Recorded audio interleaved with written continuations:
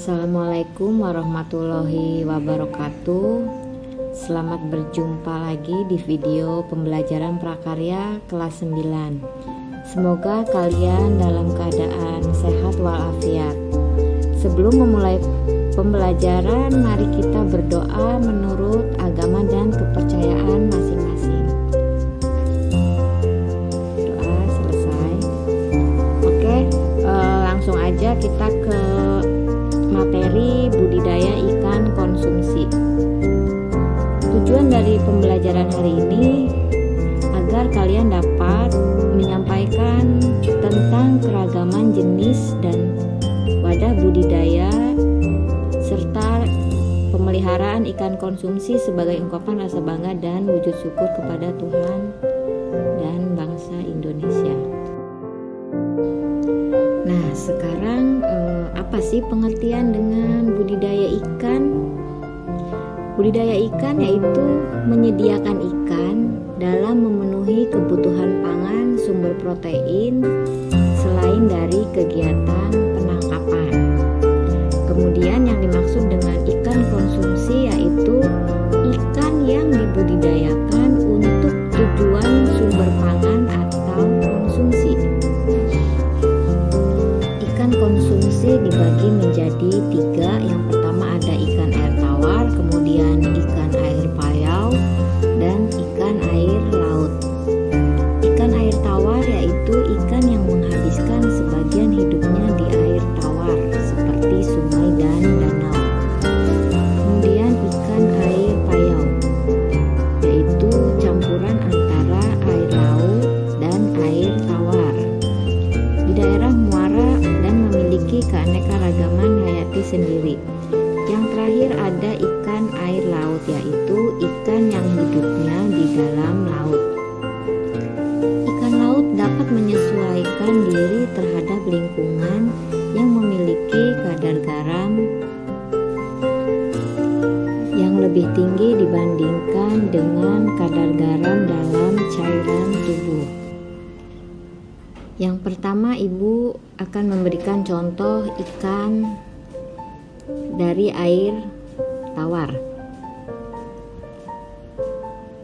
Ini ada contoh ikan air tawar yaitu ikan mas. Ikan mas memiliki karakteristik berbadan agak memanjang, pipih ke samping dan lunak. Kemudian yang kedua, menyukai habitat air yang tidak terlalu dalam seperti di pinggiran sungai atau danau. Yang ketiga, ketinggian sampai 600 meter di atas permukaan laut. Yang keempat, ikan mas juga suka dengan tumbuhan air atau binatang renik sebagai makanannya.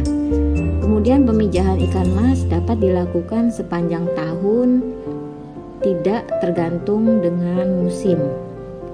Pembenihan ikan mas biasanya dilakukan selama 2 sampai dengan 3 minggu untuk benih yang siap didederkan. Berikutnya ada ikan nila. Karakteristik dari ikan nila yaitu bentuknya yang pipih ke samping memanjang. Warna tubuh umumnya putih kehitaman dan merah sehingga dikenal sebagai nila hitam dan nila merah. Yang kedua, nila dapat dibudidayakan di dataran rendah sampai pada ketinggian 1000 meter di bawah permukaan laut. Kemudian yang ketiga, makanan nila berupa plankton dan tumbuh-tumbuhan lunak seperti hidrilla dan ganggang sutra. Yang keempat, pemeliharaannya dapat diberi makanan tambahan berupa pelet sebanyak 2-4% dari bobot biomasa ikan dan diberikan 3-5 kali sehari. Yang kelima, benih nila digunakan untuk pembesaran sebaiknya yang telah mencapai ukuran 8-12 cm. Berikutnya ada ikan patin. Karakteristik dari ikan patin yaitu warna tubuhnya keabu-abuan atau kebiru-biruan dan bagian perutnya putih keperak-perakan. Ukuran kepala relatif kecil dengan mulut terletak di ujung agak ke bawah.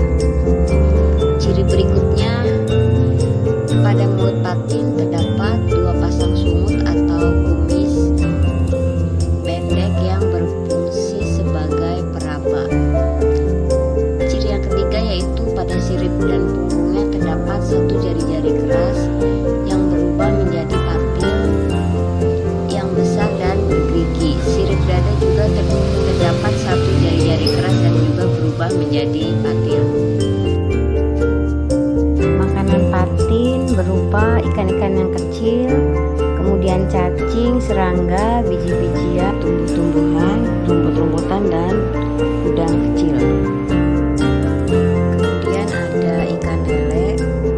Karakteristik dari ikan lele yaitu mempunyai bentuk yang memanjang, berkulit licin dengan kepala pipih. Mulutnya berada di ujung dengan 4 pasang sungut, sirip ekor dan perut membundar. Yang kedua, mempunyai senjata yang sangat ampuh dan berbisa, berupa sepasang patil yang berada di sebelah depan sirip dada. Ciri yang ketiga, ikan lele dapat hidup di semua perairan air tawar, di sungai yang airnya tidak terlalu deras seperti danau, waduk, rawa, serta genangan kecil. Yang keempat, ikan lele mempunyai alat pernapasan tambahan yang disebut dengan labirin. Terletak di bagian depan rongga insang yang memungkinkan mengambil oksigen langsung dari udara. Yang kelima yaitu pakan alami seperti cacing, kutu-kutu air, jentik-jentik, dan siput kecil. Kemudian ada ikan gurami. Karakteristiknya yaitu bentuk tubuh gurami agak panjang, tinggi dan pipih ke samping dengan panjang maksimum 60 cm. Mudah dikembangkan di dataran rendah, kemudian peka terhadap suhu rendah sehingga tidak produktif di suhu rendah. Memijah pada umur 2-3 tahun. Ikan gurame menyukai perairan yang jernih, tenang, dan tidak banyak mengandung lumpur. Makanan yang diperlukan adalah tumbuhan azolla, kangkung, dan daun talas. Tadi merupakan contoh-contoh dari ikan air tawar. Sekarang Ibu akan memberikan contoh ikan air payau. Yang pertama ada ikan bandeng. Karakteristik dari ikan bandeng yaitu memiliki panjang seperti torpedo dengan sirip ekor bercabang sebagai tanda tergolong ikan berenang cepat. Kemudian kepala ikan bandeng tidak bersisik, mulutnya kecil, terletak di ujung rahang tanpa gigi. Ikan bandeng digolongkan jenis ikan herbivora karena memakan tumbuh-tumbuhan yang berupa plankton. Benih ikan dengan berat rata-rata 50 gram per ekor atau panjang 7-10 cm dan dapat ditebar 500 ekor per meter. Selanjutnya ada udang windu. Udang windu aktif bergerak dan mencari makan pada suasana yang gelap atau redup.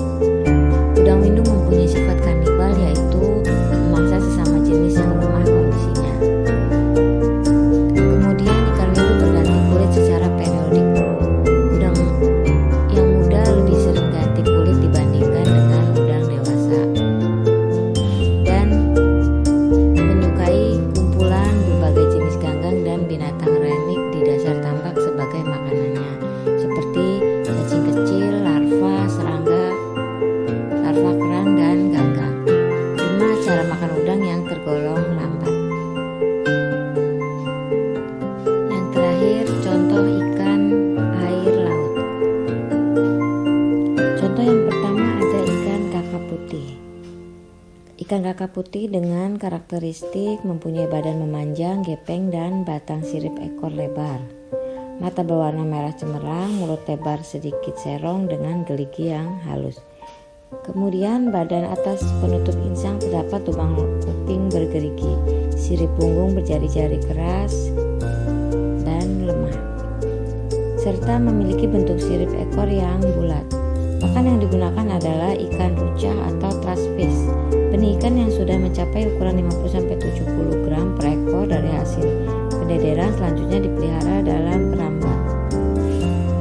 Contoh ikan air laut berikutnya yaitu ada ikan keraput dengan karakteristik bentuk yang agak rendah, moncong panjang memipih dan menajam.